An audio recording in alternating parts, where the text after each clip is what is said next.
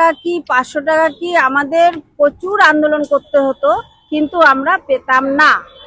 তবে বর্তমান সরকার আমাদের কথা মাথায় রাখেন, সেটাই প্রমাণ করে দিলেন।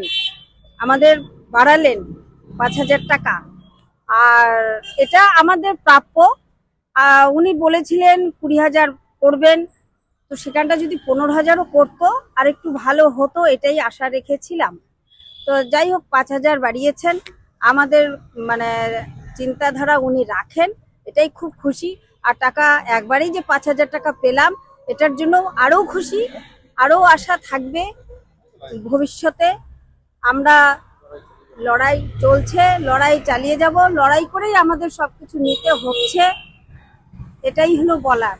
আর 60 বছরে যারা নাকি বয়স হয়ে গেছে 60 বছর, তো তারা তো পারছে না আর কাজ করতে। তো ওনাদেরকে যদি 60 বছরেই রিটায়ার বেনিফিট 5 লাখ টাকা সেটা দিয়ে বসিয়ে দিলে আর কি ওনারা নিষ্কৃতি পেতেন না, তো এই কর্মরত অবস্থাতেই মারা যাচ্ছেন, সেই জিনিসটা আর কি হতো না। এটাও সরকারের কাছে আমাদের দাবি ছিল, আছে, থাকবে, এটাই আবেদন। আশা করি আমাদের এই বর্তমান সরকার মানবিক আছেন এবং আমাদের চিন্তা ওনারা করবেন, এটাই। আমার নাম রিঙ্কু বিশ্বাস। এবার আপনাদের আশা পূর্ণ হলো, কি বলবেন?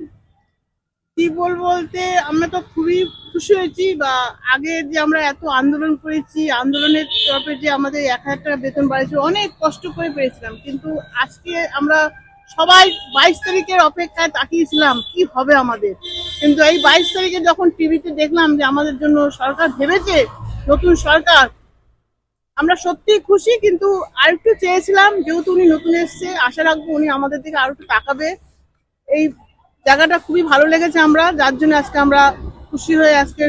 এবং আমরা লড়াই করে যেটা পেয়েছি, আমরা আবারও লড়াই করবো যদি উনি আমাদের দিকে তাকায়। নিশ্চয়ই ওনার উপর একটা ভরসা আছে আমাদের।